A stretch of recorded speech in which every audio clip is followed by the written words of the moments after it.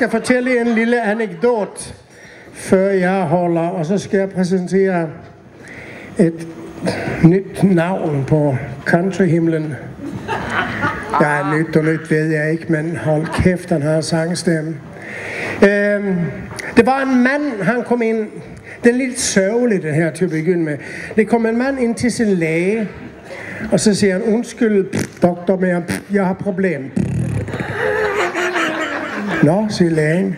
Ja, jeg ved ikke rigtig, hvordan jeg skal behandle det her.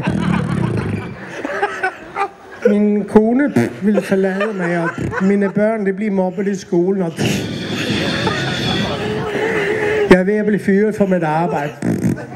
Det er der ligger i morgen. Så siger doktoren, når jeg har forsket lidt det her med udstødning, og fundet frem til en sådan lille sådan, ventil der.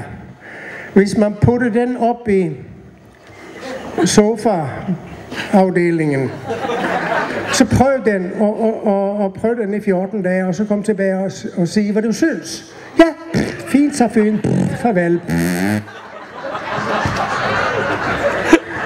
Så kommer han tilbage efter 14 dage, og så siger doktoren, hvordan går det? Jo, det går rigtig godt. Jeg har det dejligt. Mine børn er glade. Min kone er kommet tilbage. Jeg har blevet forfremmet på arbejde. Så nu tænkte jeg ville spørge, hvor meget vil den her koste?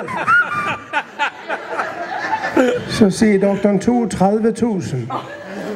32.000? Ej, så fint. Så må jeg sige tak for lånet.